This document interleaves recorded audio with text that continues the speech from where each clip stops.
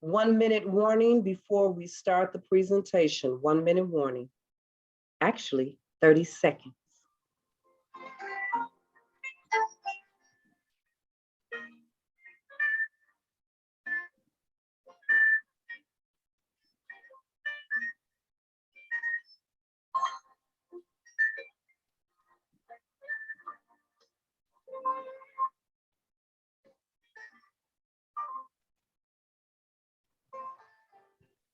Good afternoon, good evening, and good morning to anyone that is watching this presentation. My name is Cassandra Taylor, and I am the founder and CEO of Top Flight Defense Incorporated. This evening, we will be discussing sexual assault, brought to you by our presenter, Ms. Renee Dickerson from the Chicago Vet Center. Renee, please go ahead. Thank you, Ms. Cassandra Taylor, for inviting me and allowing me to this space to talk to all these beautiful veteran women. I'm actually at the Chicago Heights Vet Center, and Dr. Hines is actually at the Chicago Vet Center. So we're both in the house. And if it's okay with you ladies, I would just like to have a conversation. But there's a couple of things I would like for you to keep in mind as we have our discussion.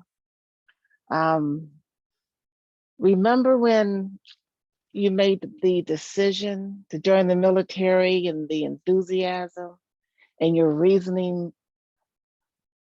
around joining the military?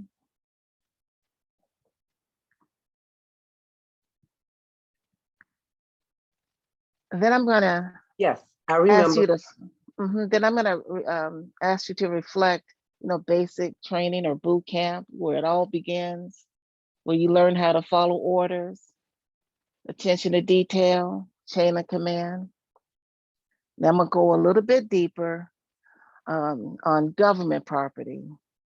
And, the military is misogynistic, so, I'm going to say man's property. Then we're briefly going to talk a little bit on the dehumanizing effect of military sexual trauma as it relates to shame and guilt. And then if we just again think back to when we decided to make that commitment to join the military, and then the realization like, okay, this is not quite for me. When the thrill is gone, you kind of feel broken. And just a couple of more. One area I like to call the black box warning. Are you familiar with the black box warning? For medication, there's a black box warning that this medication might be detrimental to your health. A black box warning for the military. And I would like to conclude with two things, which will be the willful ignorance of DOD. We want to call military sexual trauma the invisible war, but we all know it's there. And then talk a little bit about the long-term sufferings of military sexual trauma. So just to, again, go back on the decision to join the military. Does anybody want to share the rationale for joining the military? Well, Renee, what I wanted to mention right quick, there will be some ladies coming in that are not veterans. Okay. But for the ones that are veterans in answering the question. But if I tell you why I joined the military, you ain't gonna want to purchase our book that talks about why I served. Okay. But I get what you're saying. Yeah. What about the feeling? I was excited. The whole idea. Right. I was excited about joining the military. I couldn't wait. I couldn't wait to go away to boot camp. And the endless possibilities, travel, education. Yes. Mm-hmm. And then basic training in boot camp. You know how you get off the bus, however you got from the airport or to your training station, how you had to stand in those yellow footprints and while they yelled at you and like, oh shoot, what is this? But those of us who were able to make it through those first couple of days, we learned how to take orders, be quiet, suck it up.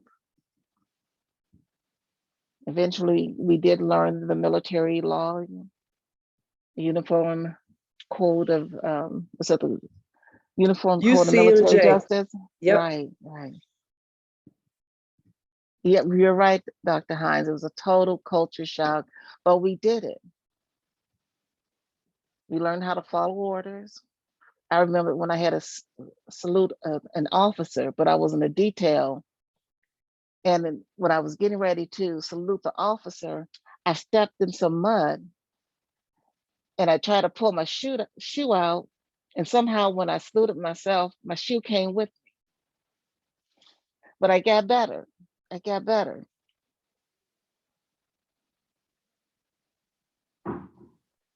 But that's where it all begins. And I want to come back to the whole psychology of the training, because we all know the training is as rigid as it is for a reason.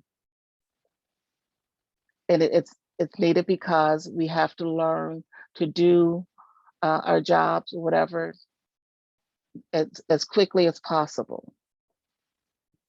And if we're going to have a mental health breakdown, they want to see it right there at boot camp or basic training. And so you made it all the way through basic, your boot camp, you made it through, made it to your graduation. That's a sense of accomplishment. And you are ready to take on the world. Your military bearing, military laws, your military material. So what about at some point, it could happen in basic and it could happen in advanced training. It might not happen until you get to your permanent duty station. It might not happen until you go to war. But what about the cat calling? You know, we call it sexual harassment today, but that sexualized attention kind of felt uncomfortable, but you suck that up as well.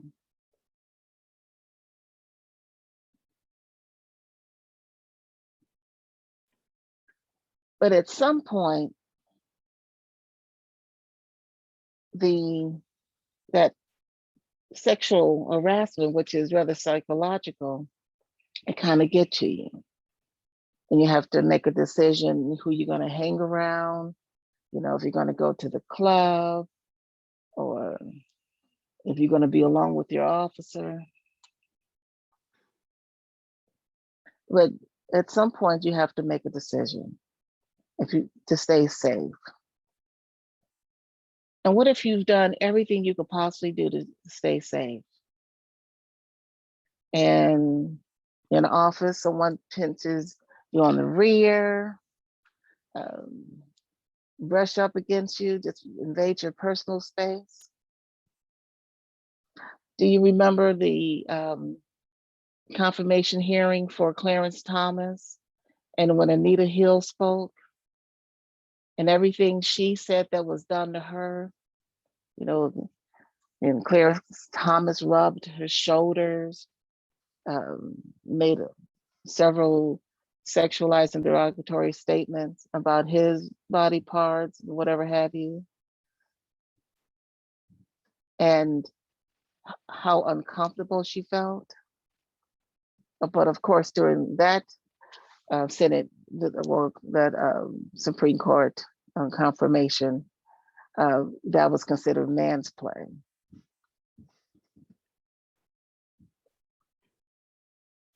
But it's dehumanizing. or when the sexual assault happens.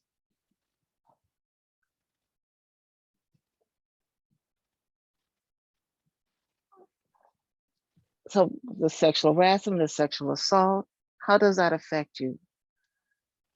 It affects us physically, mentally, emotionally, and behaviorally. Physically, with chest pains, chills, shortness of breath, you're feeling a little dizzy. You know, at night you might grind your teeth, there might be headaches, gastric and intestinal challenges.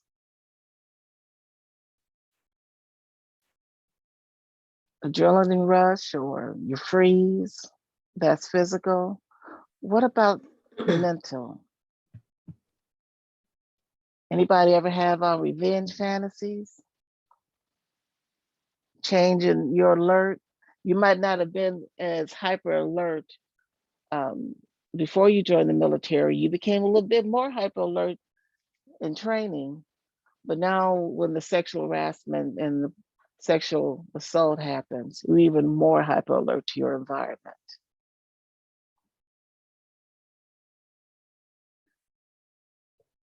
Start feeling a little bit paranoid, or you avoid thinking about the trauma. Nightmares, flashbacks. What about emotional? You're agitated, frustrated, angry, anxiety, even denial that it even happened, depression, grief, guilt, shame. We're going to come back to guilt and shame.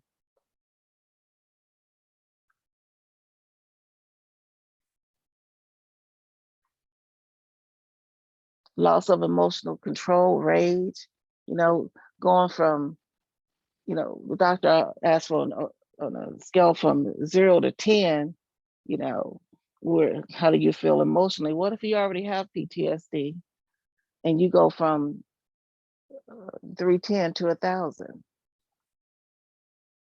or feeling emotionally numb,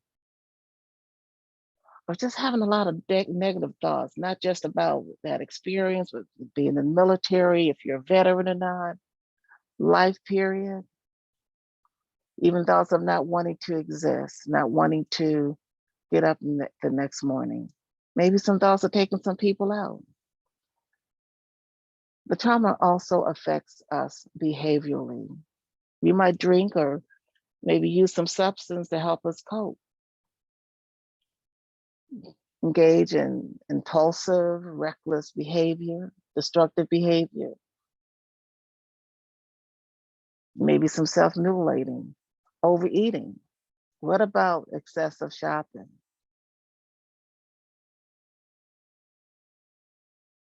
Maybe there are some things that we used to do we don't do anymore because it doesn't feel safe. Or what about you're in a space with maybe people you know, and there's a lot of people, but you feel all alone. So you find yourself spending more time alone. Your inability to rest, you're pacing back and forth in your home. What about pacing back and forth in your mind when you're trying to fall asleep?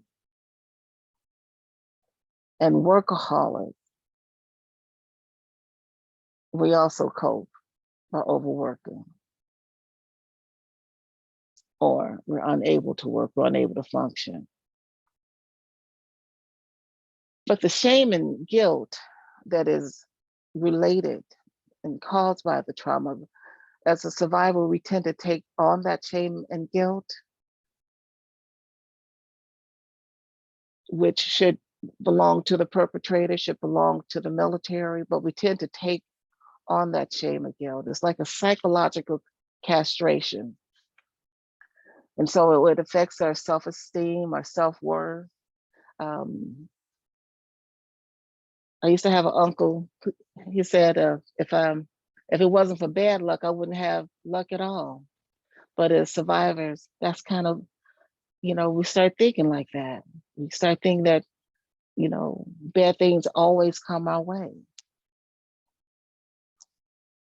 Have you ever try to pay someone a compliment who've experienced trauma. And regardless of that compliment, the person says, oh, no, that's not true. No, you look really nice. No, I don't, whatever. It's like, visualize, if you may, a pot of boiling water and tossing ice cubes in that pot of boiling water. You're complimenting, or we might be being complimented for something, but we can't experience the feel good of that compliment because that boiling water is still boiling. So just go back to the thought when you're going from being enthusiastic about being in the military and accomplishing, and you go, once you see like, oh no, this sexual harassment is real. I could have worked for a Fortune 500 company. I didn't have to swear my life away. When we join the military, there's a reasonable expectation that we will get hurt in the military.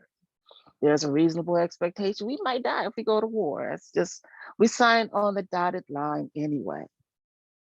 But did anybody ever say, you're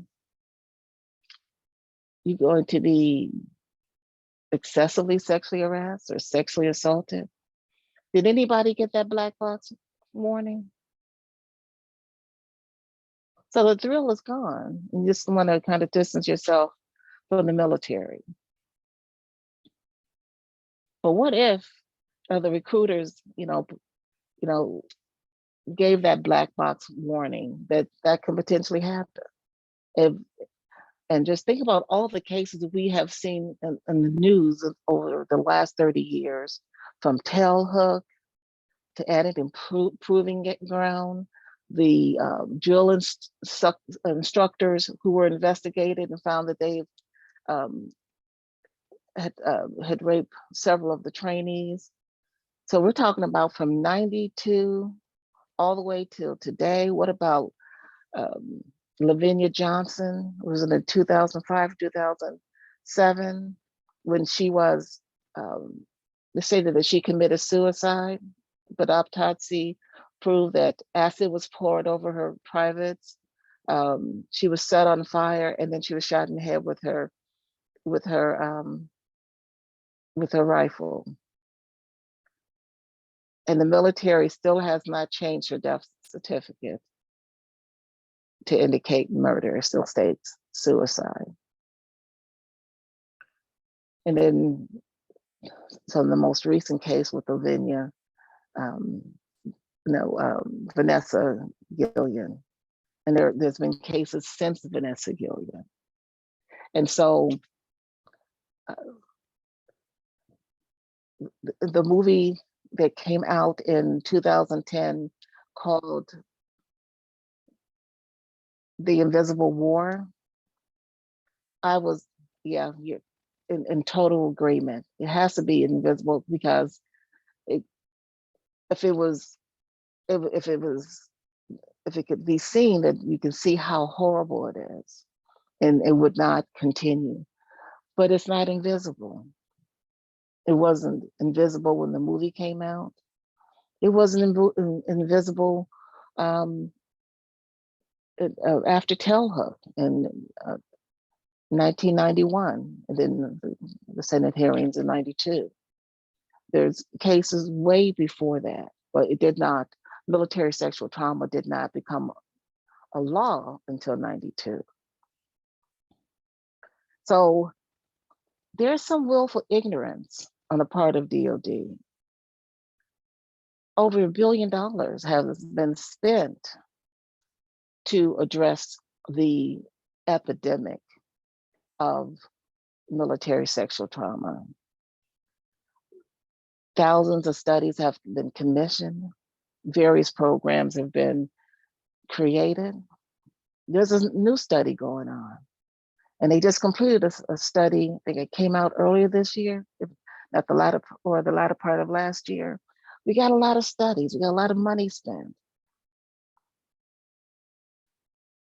So this is what I'm saying. And then we're going to go to the lasting effects of military sexual trauma.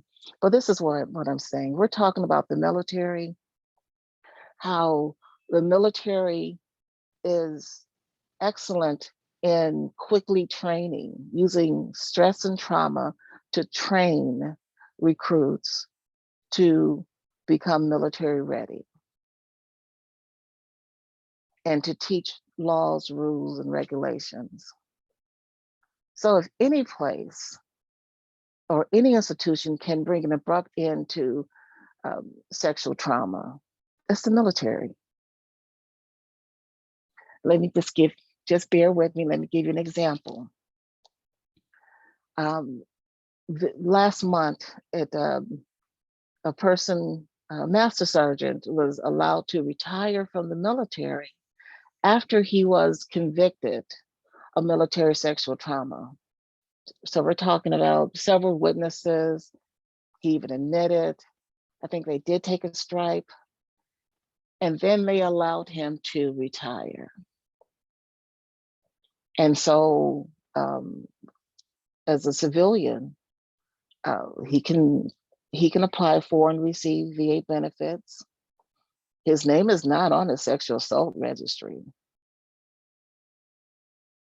And so there is no evidence in his civilian life that he was a perpetrator. And there's so many cases like that. And just think, what if it could have made an example of that one person? It says, okay, we're gonna let you retire, but you know that the pension that you were planning on getting because you're about to retire, that goes to the survivor.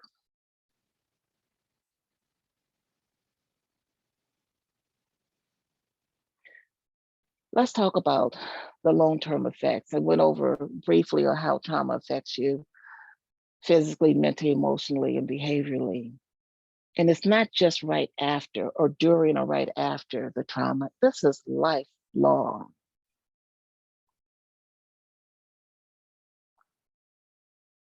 And to those who are aware that they can receive benefits for their trauma, which most people do not, I think there's an expectation with brief therapy that they can recover and go on with the rest of their lives.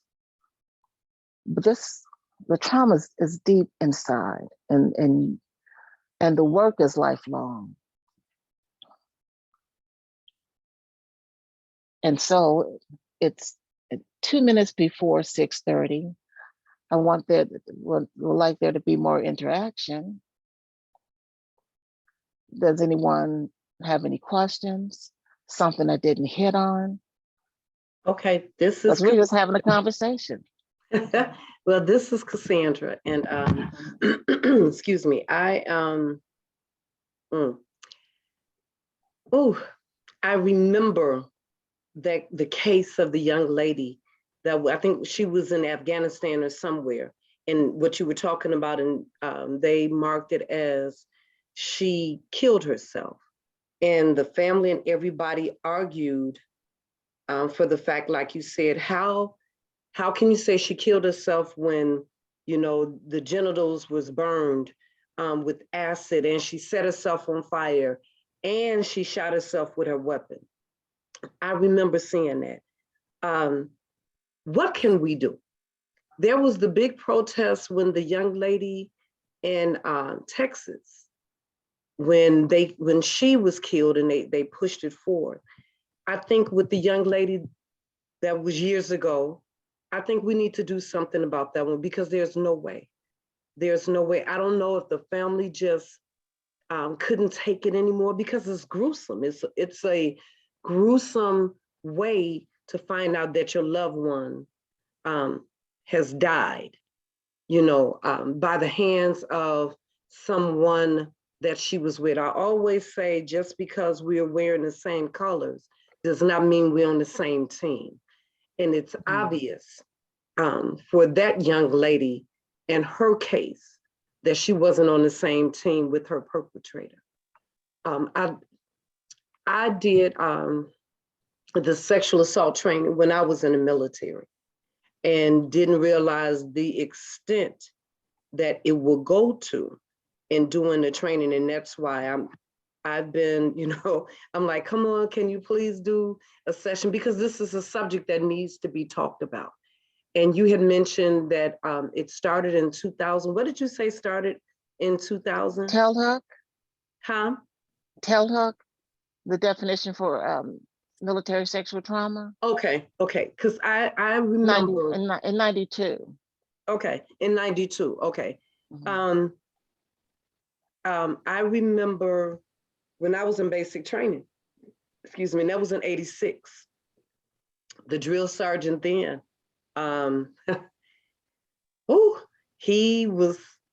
his thing was, because he was a drill sergeant for the male soldiers. And any of the male soldiers, if they liked the female in another platoon, he would tell them, I'll open up the day room. And the day room for the civilians on here is a room where we go and relax. We can play games, talk, or whatever, chill out.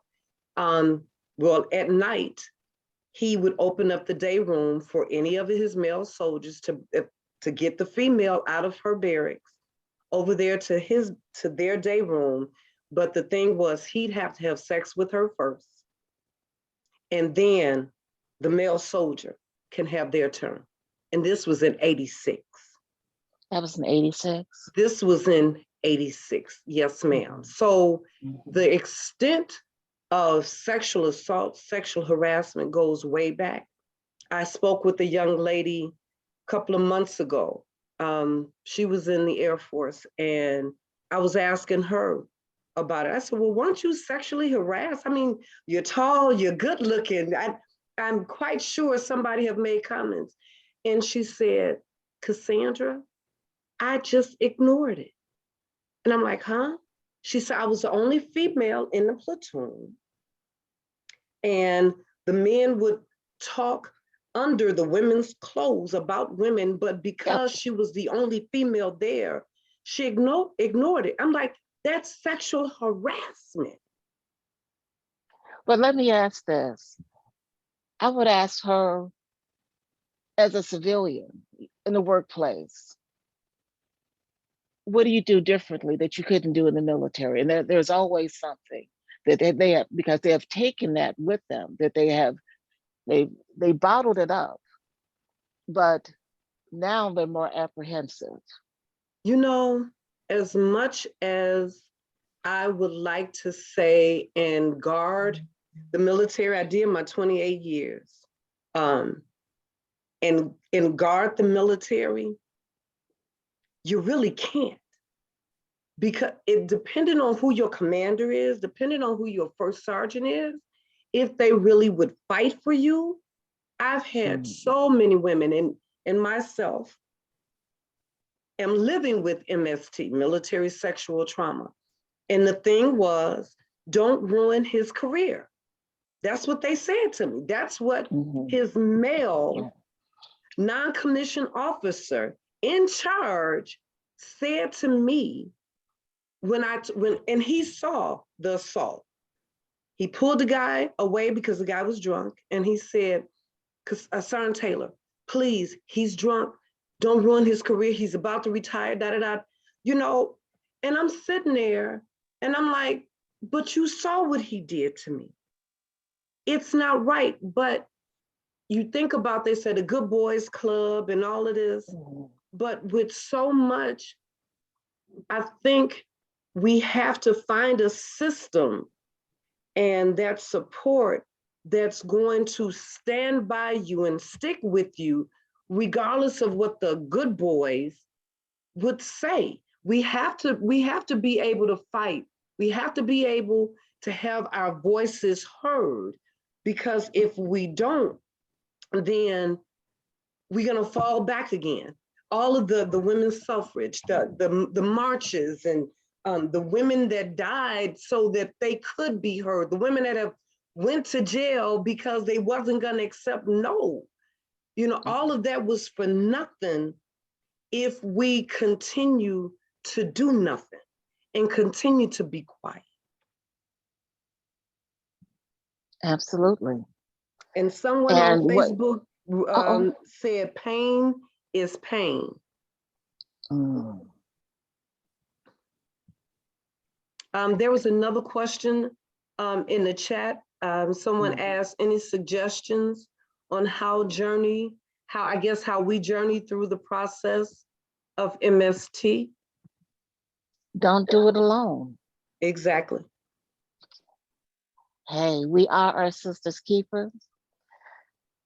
If you can receive services through the VA, you need to report that you experienced military sexual trauma and you want to be assessed. Also go to a vet center so we can support you and guide you through that process. And we also provide treatment, but it's important that you enroll at the VA because at some point you might decide to apply for benefits. Right. Renee, Yes, ma'am. I'm gonna put it out here because there's two different things that I want to present, and I would love for you to be a part of. I was talking with a young lady last night, and we were talking about bereavement because we have a bereavement class coming up on the 14th. For those women that don't feel comfortable or even want to go through the red tape with the vet center or the VA, I have been thinking about, and my board is going to be mad at me because I'm going to throw it out here and didn't clear with them, but I'm going to throw it out here anyway because half of them are on. I wanted to have a women's group women that are dealing with military sexual trauma, but have it structured, have a professional such as yourself be the facilitator of such classes, and do it through Zoom because not everyone is still comfortable enough in sitting in the same room. And we can do it where, okay, somebody, MST, I will let you explain, but let me finish this. She want to know what is the meaning of MST. And that's what I was saying. We have some civilians on here that does not understand the acronyms in which we explain. She want to know, how does the VA define it? But I would like to talk with you more about that and get that started because there are some women that just do not trust the VA. They don't trust the vet center but they want to talk about it because we all know that the more you let stuff fester, it will eventually explode in the most inopportune time and place. Can you talk on that? Yes, and I am going to define MST, but I just want to state for myself and also Dr. Hines, we're at two different vet centers. It's always, in my opinion, it's an excellent place to start. And I have worked with people who have never gone to the VA and had no plans on going. And so I believe in showing people how to navigate through the VA so they can be heard. Because, you know, oftentimes we're professionals, we've put our military experience behind us, so we believe, and then we decide to get help. We do not want to be judged or seen less than or seen there's something we've done wrong. Like, well, you know, people have said, if you didn't want that to happen, why did you join the military anyway? I served this country. Okay. But oh yeah, I would love to work with you on that. But to define MST, which is military sexual trauma, it could be sexual harassment or sexual assault. It's very common in the military. The VA reports, because most people report experiencing military sexual trauma after the military because oftentimes it's not safe to report military sexual trauma in the military. According to the VA, 1 in 3 women experience some form of military sexual trauma.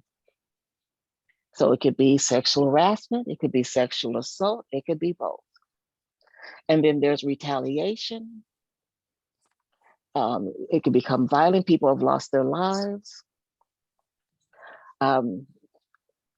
You're talking about 87. I have a Marine in 76, 77 who was murdered. She was raped and murdered. And the family never found out what happened to this young lady.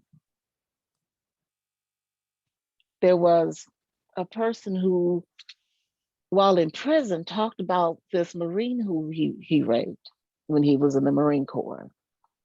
So of course, the person he told his attorney so he could find a way to shorten his prison time.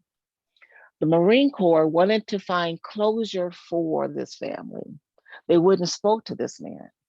And he said, the only way I will tell you what happened, that you promise that you don't prosecute me. Because he was able to leave the military, because he's already out of the military, and he, with an honorable discharge, he ended up in prison for other things.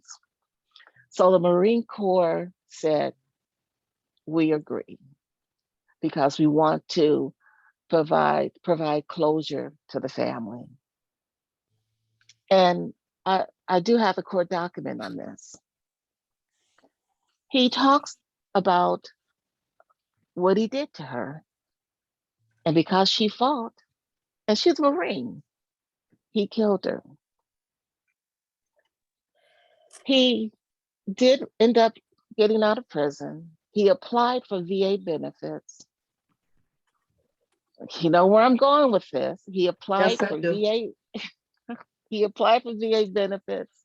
And when he appealed it, he talked about how he raped and killed this woman in the military. And he tried, and he didn't even go to Vietnam. He said it had to do with racism. And he's 100% today. What? I kid you not. When we get together, I'll show you the case. Okay. I keep stuff like that, like Lavinia Washington cases and so many others, as a reminder. Oh no, this is real. This is all the more reason that I believe that we should shout from the rooftop, from the highest mountain, the importance of not only receiving treatment for military sexual trauma, but applying for benefits. Yeah. Now Because the young society, lady, I'm sorry, the young lady wanted to know, and if you can do that before we go too deep into it. She wanted to know, how does the VA define military sexual, MST, military sexual trauma? Does it mean that they have to actually be assaulted? Can you explain this, since you do work with that? Military sexual trauma is defined as sexual harassment while in the military, or sexual assault, or both. That is the definition of military sexual trauma. And you did not have previously reported it while you're in the military, because most people don't. It's not safe. One thing everybody learns to do in the military, everybody learns to kill. And we've all experienced some unstable individuals in the military. So for most people, I know people who have reported, but most people choose not to. And so you can still apply for your VA benefits and receive them, even if you did not report it. Did I answer the question? I do believe you did. She hasn't put a remark in the chat yet, but I'm quite sure you did, because that was like, I knew the definition, but because I don't work there, I didn't want to give my opinion, because when she said yes, thank you. Because when I filed my case on it, I hadn't reported it for the reasons that I said. But the witness, I did have two witnesses, and one of them happened to have been my daughter, who seen my whole personality change that night at the event. And even today, it's difficult, or while I was in the military, I take that back. I didn't, I had problems going to, you know how they, what is it called? dining out or dining in, where it's just you. I had problems with that because my fear would be that somebody in my unit would get drunk or have too much to drink and would either say something or do something to me that they would not have normally done because they were sober.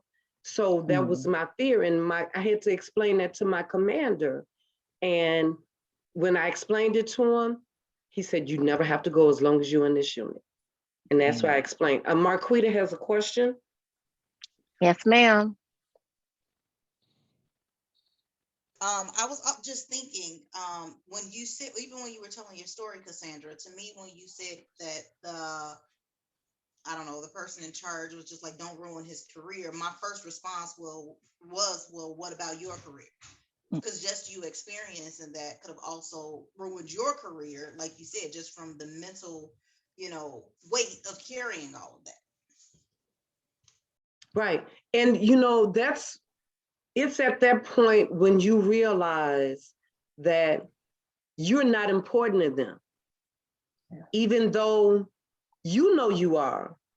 But so many times they'll stick together, and meaning most of the men, not all of the men. So let me change that, because there are some men that really would probably want to knock the other man's head off for being so disruptive and aggressive and all of that.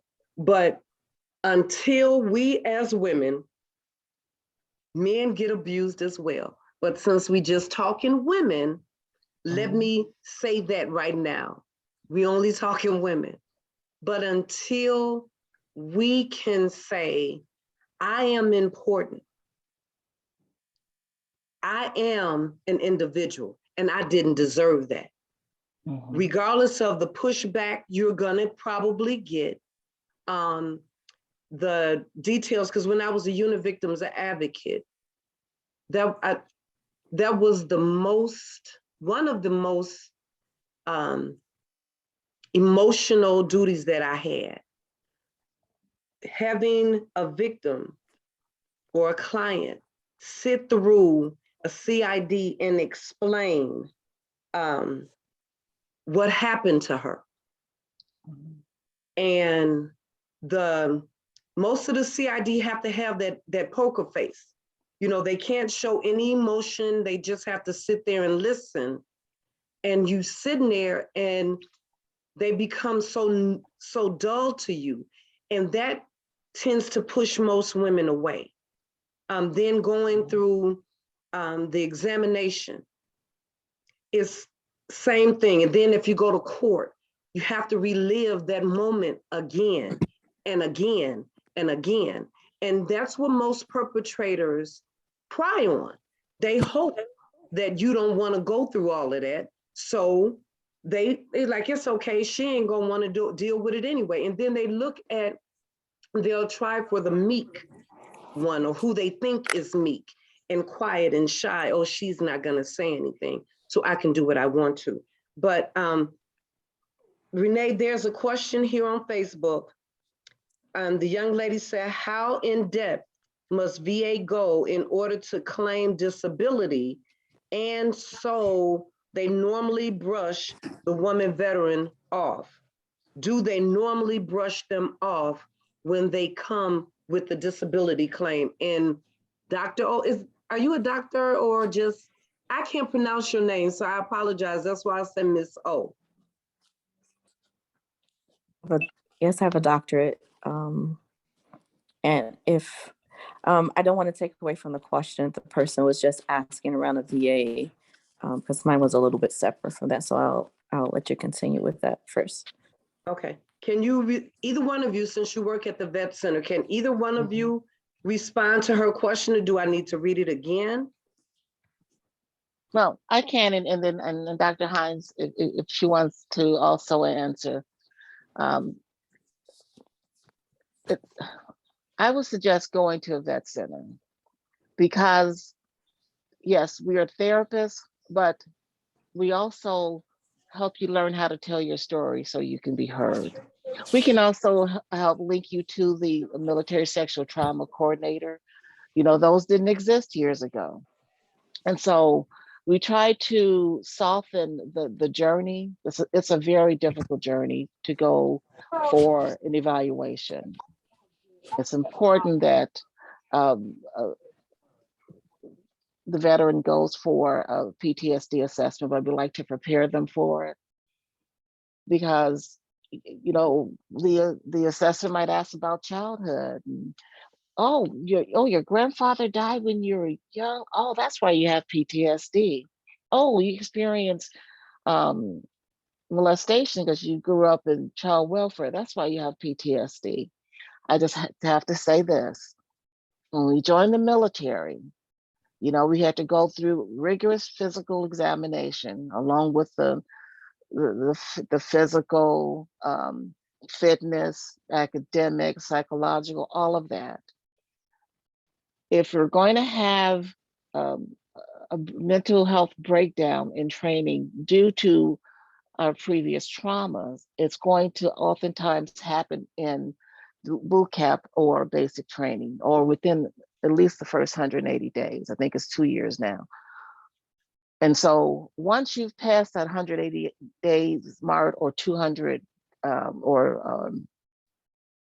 whatever it is for younger veterans, whatever you experience before the military belongs to the military.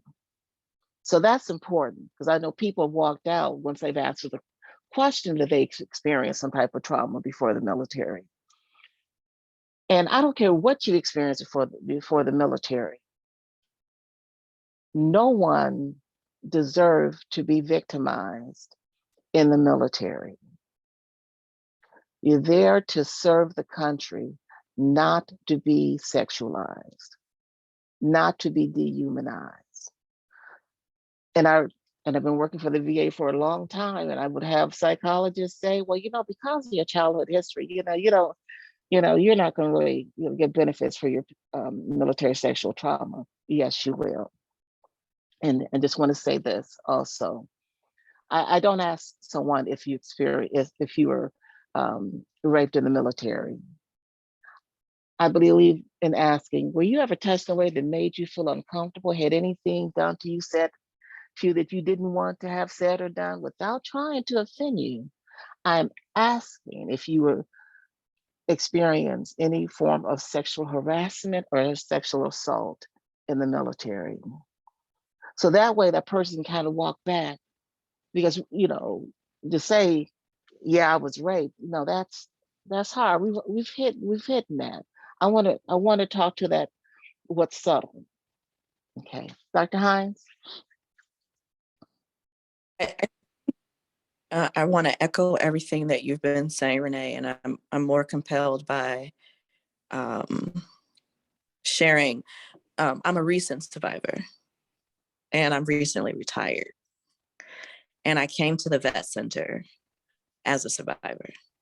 So what you're speaking of not being ashamed to come to a space where you can receive support that you need, the therapy that you need as a survivor is significantly important. I was still serving.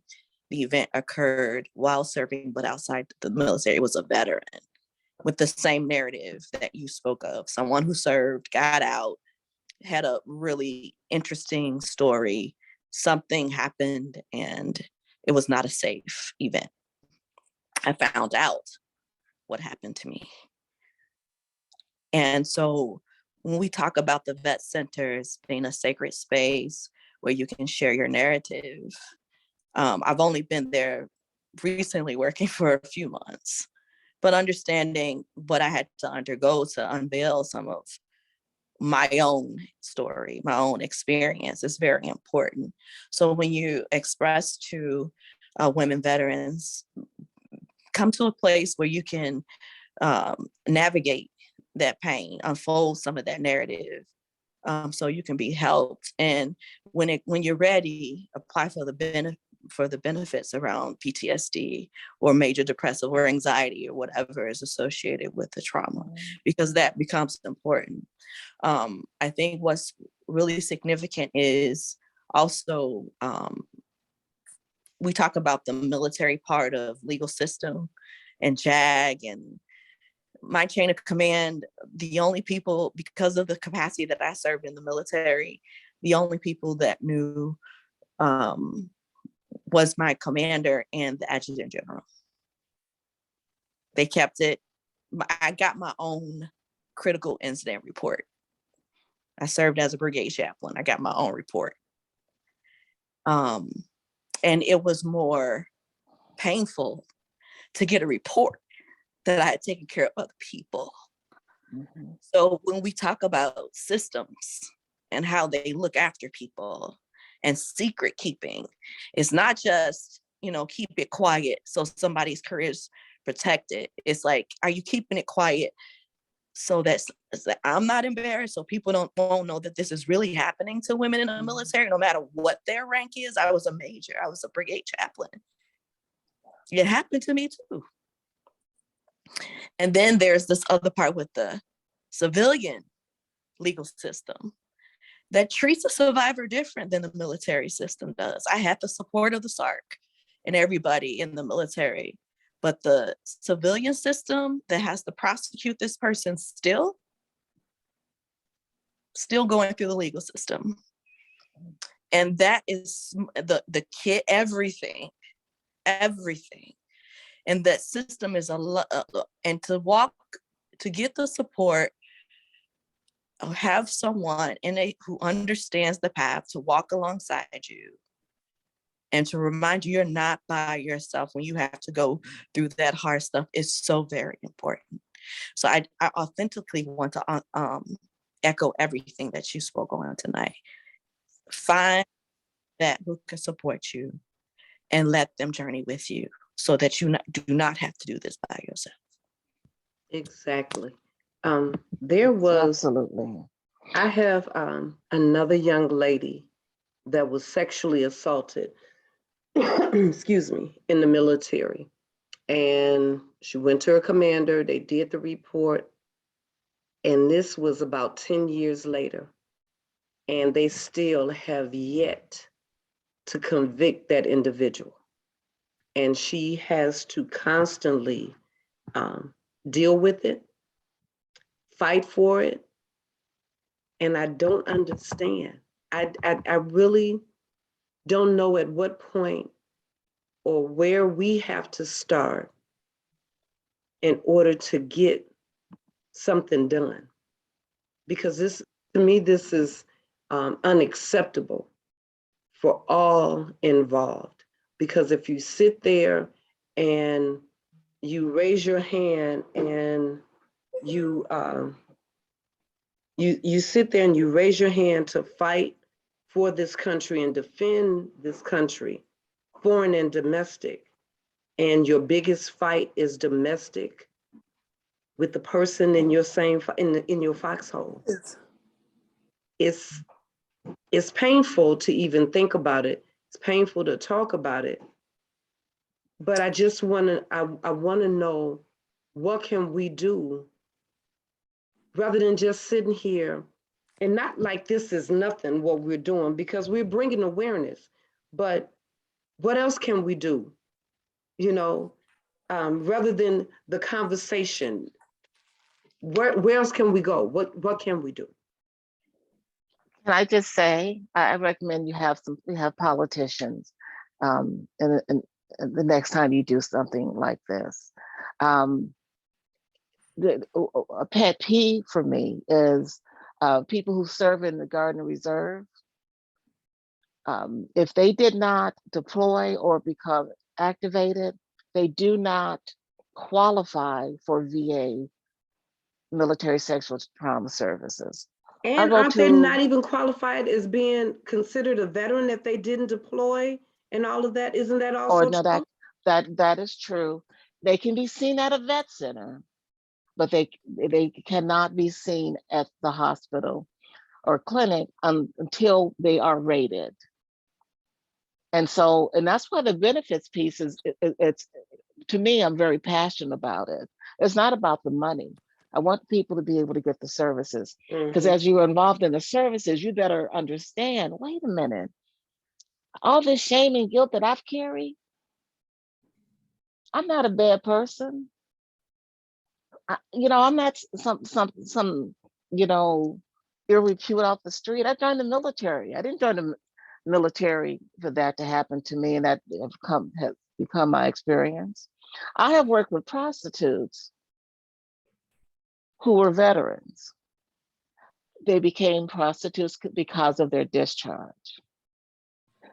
And do you know, regardless of the discharge, if that person is suicidal, has military sexual trauma, and homeless, they can go to the hospital, and there's a whole housing program and employment and education program that will turn their lives around. But people don't know about it. So what can we do?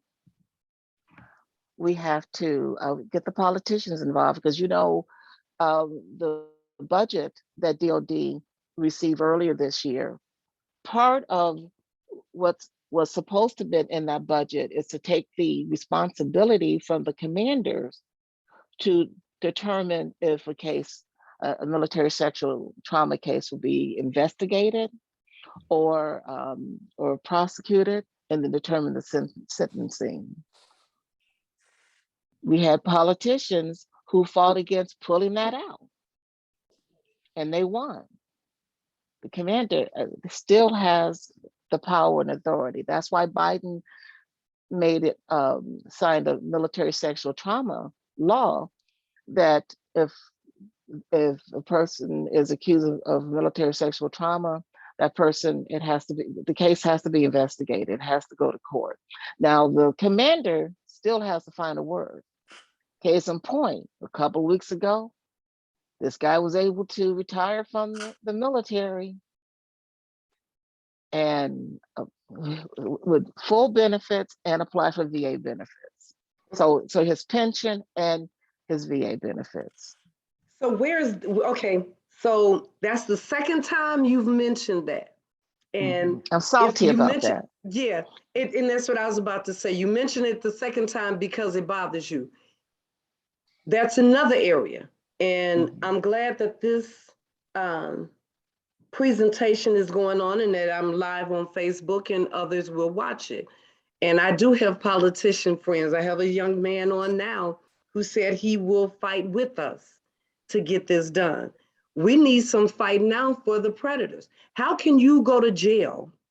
How can you go to prison for raping and killing someone, then get out and collect benefits?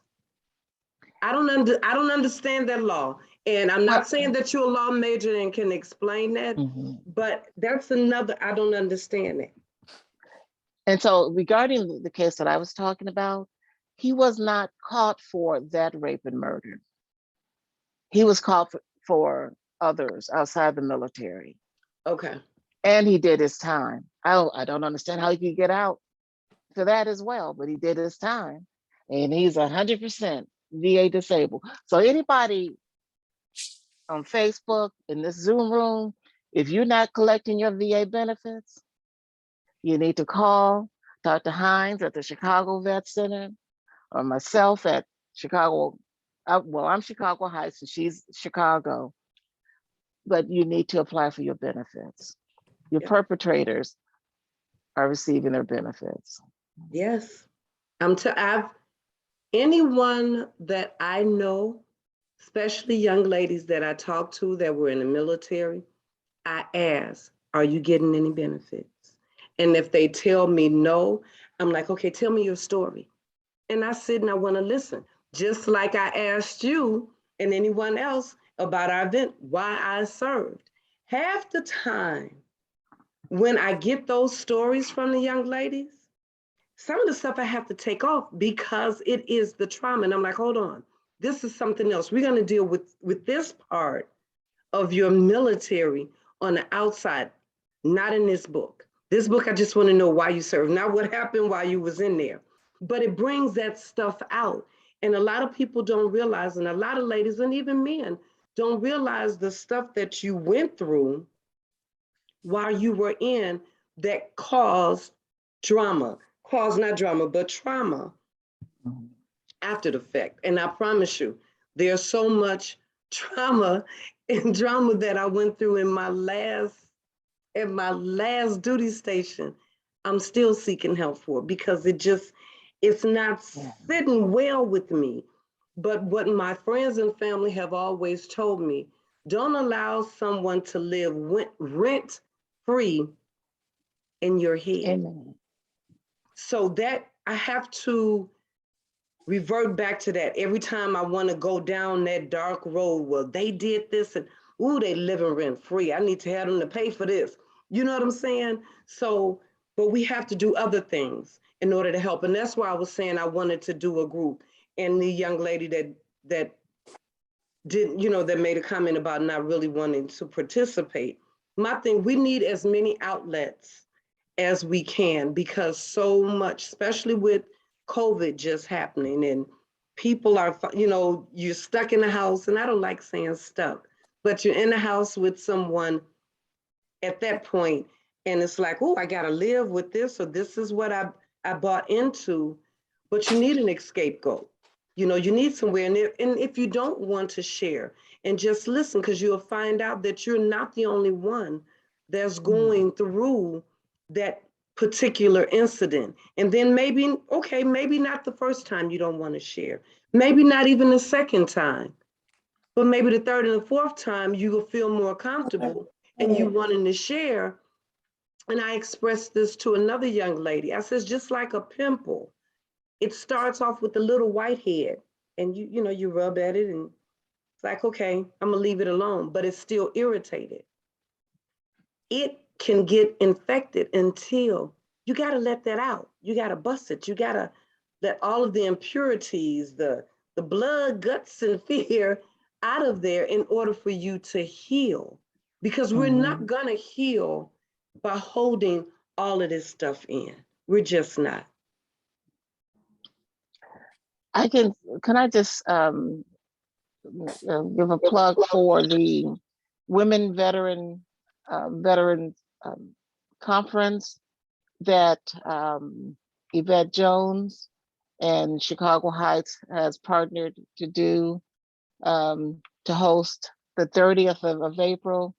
And one of the main points of this conference, we want to communicate the services and benefits for all women veterans, all combat women veterans, but also military sexual trauma survivors. I have worked with women who have died because of the medical conditions caused by the stress of their trauma. We've heard back in the 80s, stress can kill you.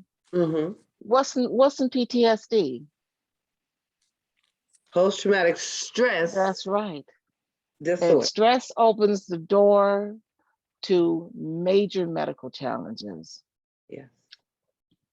So yes, And by all means, even if Yvette wants, she's on here, if she wants to talk about that, she's more than welcome to come in on it, because we do have a lot of women veterans on here. And like I said, this is on Facebook. I'm going to share it in veterans groups. So if she wants to talk about it, and if she can't talk and you want to talk about the women's conference, go right ahead. Oh, there she go. Hey, everybody. I'm out of Walgreens now. So, hey, sisters. Hey, big sis. So, yeah, this conference came about after many years of just honoring women veterans at our annual event entitled 100 Pretty Purses for Female Veterans. Now, initially, when I started it wasn't an organization really, it was just a thought of bringing 100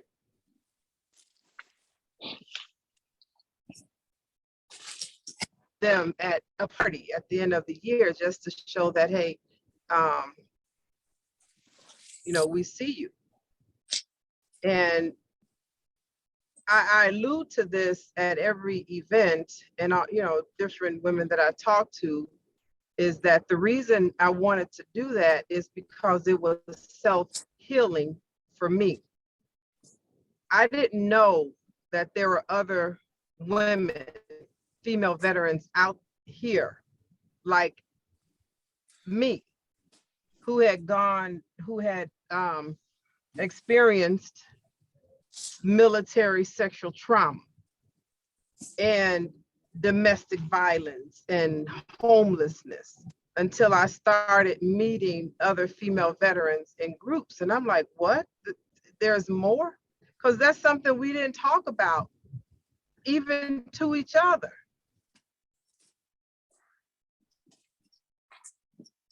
And I didn't have any friends and I could open up to until I was given permission. And I was given permission by Renee Dickerson. Because talking about military sexual trauma, first of all, who do you talk to about that? When I was in the military, when it was happening, I'm looking around like, who do I say something to? I had no idea. And now the captain is winking at me. I'm like, what the, am I being talked about and about to be passed around? So I kept my mouth shut. So when I got out and started meeting other women like myself, I said, you know what, I'm gonna have a party. And everything just happened in woman a purse just to say, I know where you are, what you're going through, because I was there.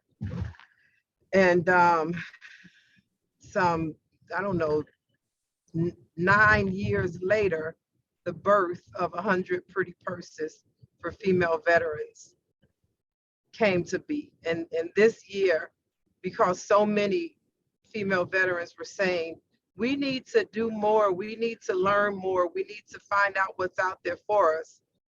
And it was just the right time to do it. Brought it up to Renee and she said, yeah, that's a good idea. Let's do it. And here we are. And it's to the conference and resource fair is to showcase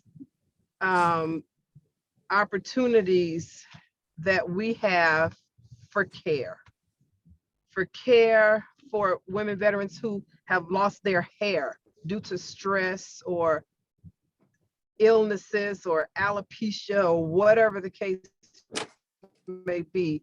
Well, there's a benefit for that, where women don't have to walk around in shame or in a cheap wig or in a turban or covering up because they don't have a nice wig that suits them, and other benefits that we just don't know about. Even military sexual trauma. I have women who I know, they haven't applied for put in a claim for MST because they don't know who to talk to.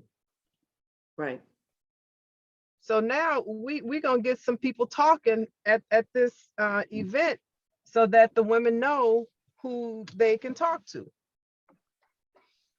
And that's why it was so important. I didn't have anybody to talk to. You're too ashamed to talk to anybody. And then when you talk to somebody, what's gonna happen? Just didn't know. So that's what it's, what the benefit, the conference is for, is to enlighten women veterans on the different benefits that we have. Hold on, I don't know how to turn the light on in my car. Wait a minute. Well, thank you, Yvette, for that. And I'm hoping that we can get the number of women, especially, female veterans out there to your event, because this is something that we need to talk about. This is something that needs to be heard. And Yeah. I'm not sure how much, we have all night if y'all want all night. But I'm not sure how much more Renee wanted to cover on this. And like I said earlier, we have been recording. So this is live on Facebook. It will be uploaded onto our YouTube channel. So for those who, I can stop the recording now. And if anyone wants to share, once I turn off the recording and once I stop from Facebook, you can do that. So until then, let me just say this. I need to thank everyone. Yolanda, you want your question? You have your hand raised. You want to talk it on air or off air? You can unmute yourself.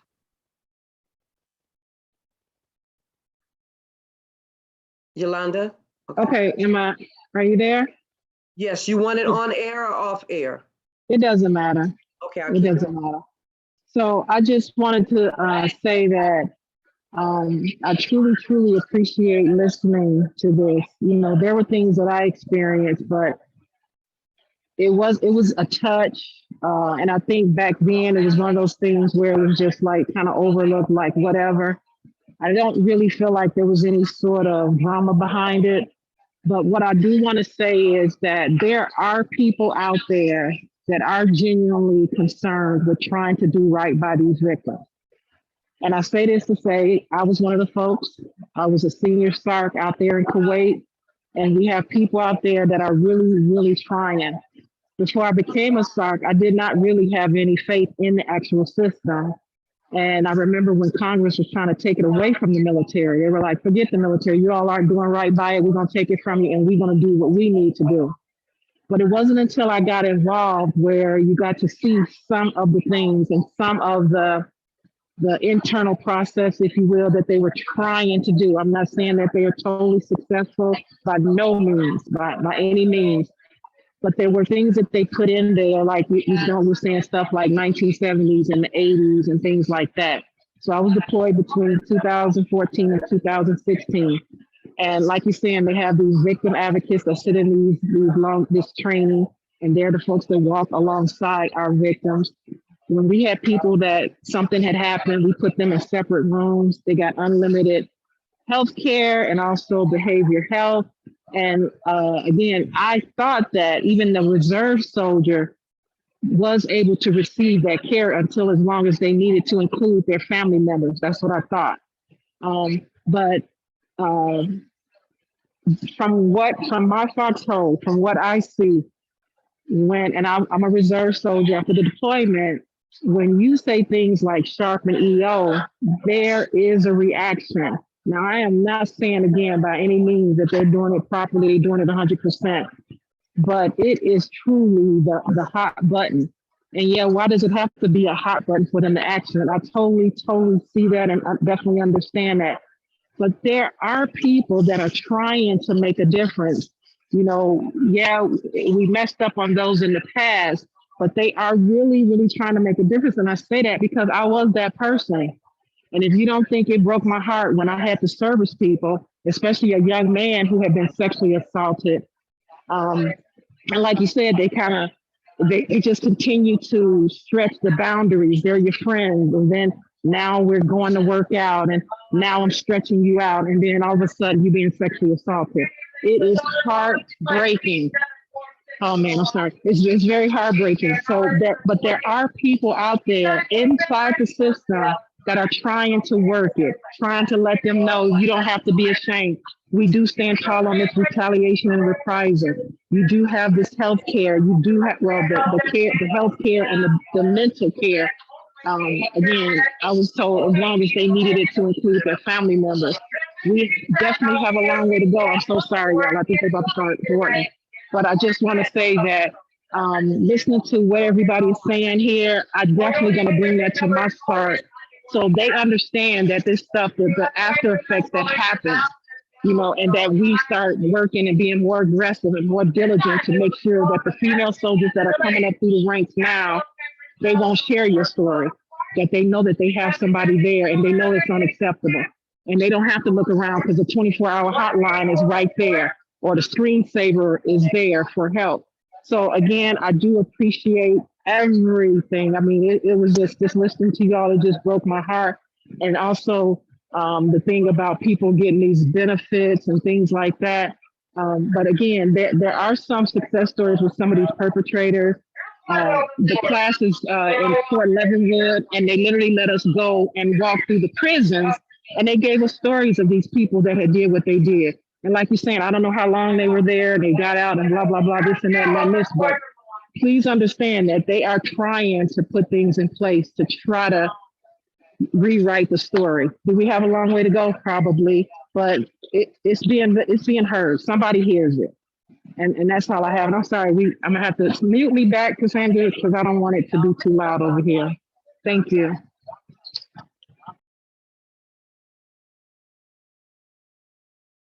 Okay, yeah, she's at the airport, but I'm glad that this conversation is going, and that people are on here and they're listening to us. I think this is the beginning of something that can truly help those that needed help and those that's coming up, that may have to go through that experience. I really and truly am grateful of that. So let me stop the recording. Let me say my thank yous, then I'm gonna stop the recording, and then we can continue talking if you would like. So thank you all on Facebook. Thank you all here on our Zoom call that came in and shared some stories, asked some questions. We hope that you were able to take some nuggets away and put some things in your toolbox, as we would say in the military. But for more information on what Top Flight is doing throughout the month, go to our website, www.topflightdefenseinc.org, and subscribe to our newsletter. And every month you will receive our newsletter, and it'll show you the different classes that we will be holding. And coming up April 14th, we will have a bereavement planning class. So until then, I bid you all a farewell. I love you and I thank you. There's nothing that you can do about that.